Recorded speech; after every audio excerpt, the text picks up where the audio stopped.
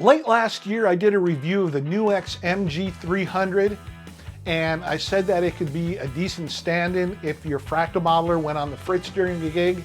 It sounds pretty decent, and you could probably use it for a couple of gigs. But, at 150 bucks, not everyone can afford that. And also it uses a wall wart, which can be a major problem on stage. So is there something cheaper than $150 that doesn't use a wall wart? Well, how about $35.07? Let's take a look. This is my wife. She does a lot of shopping online for her YouTube channel. She gets her clothes at Shein and gets her gadgets at Temu. She told me I should check out Temu, so, well, why not? They have some musical and recording gear, like this 12-channel mixing board for $131.67. Come on, that's crazy. They make Behringer look expensive. Anyway, I started looking through their guitar effects and found this. The M-Wave Q-Baby Compact Multi-Purpose Electric Guitar Effects Pedal, selling for $35.07. What? Could this thing be anything more than a joke? There was only one way to find out. I ordered it and it arrived around a week later, right on schedule. It arrives in a box with a bare bones manual and 2 USB cables. Here's the front of the box. Here's the back of the box with the supposed schematic of how the pedals work.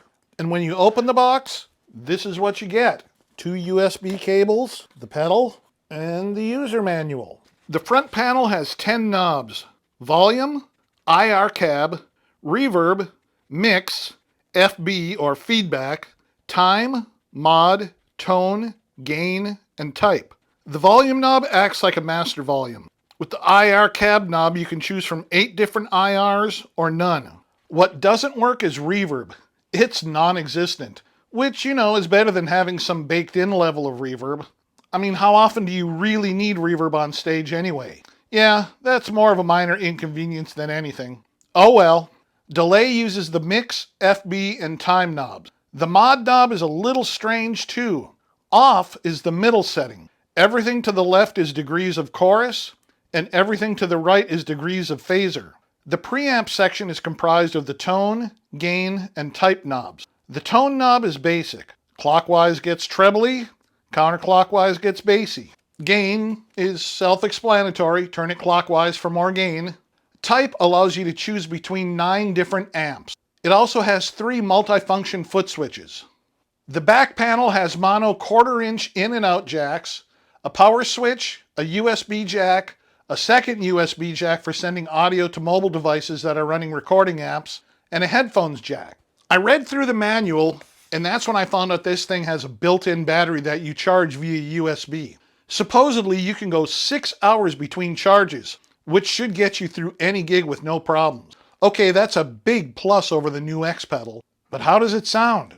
After charging, I connected my guitar and a pair of headphones and tested it out. The first thing that I found out was that it boots up quickly into preset mode. I mean, watch this.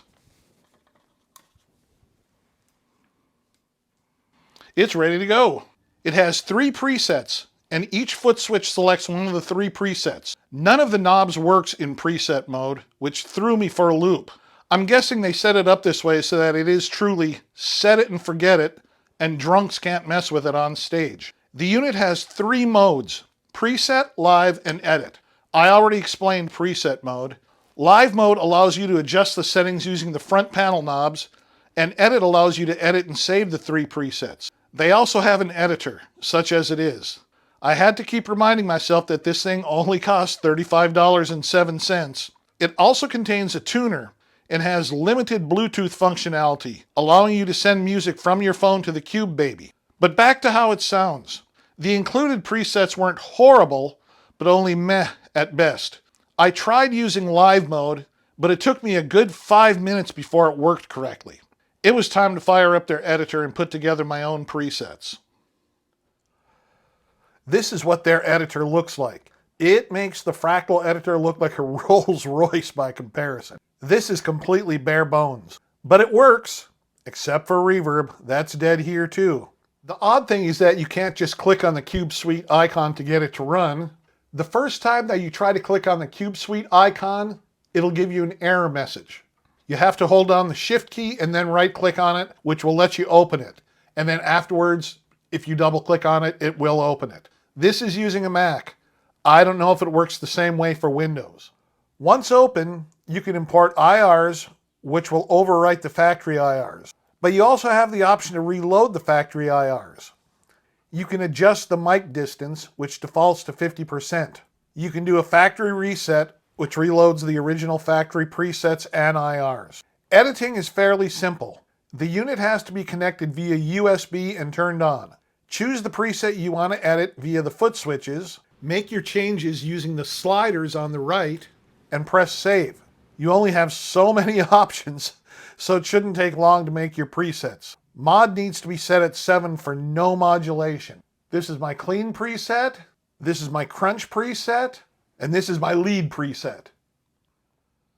I made a backing track in Logic Pro, and I'll add 3 guitar tracks using the presets that I made. The guitar tracks will all use the same guitar and will have no additional processing. What you'll hear is straight from the Cube Baby. So, let's see how it sounds.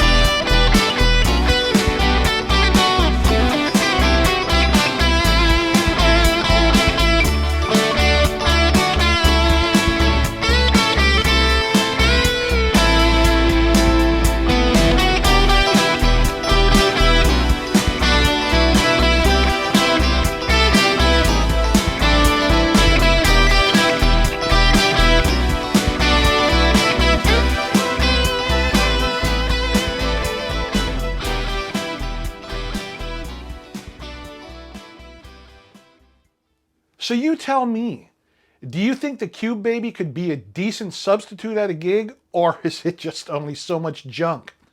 Do you think you could gig with it if necessary? Let me know. I'm really curious because I'm on the fence about it. I mean, it sounds pretty good on these recordings, but I would want to bring it to a band rehearsal to make sure that it worked there. And if it worked there, great. If it didn't work, well, I think I would just return it because of the problem with the reverb unit.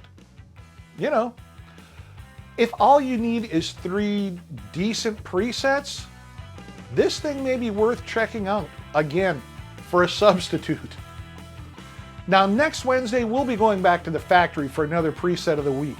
You don't want to miss that, so go ahead and hit that subscribe button and ring that notification bell. All right, guys, have a great weekend, and I will see you next week.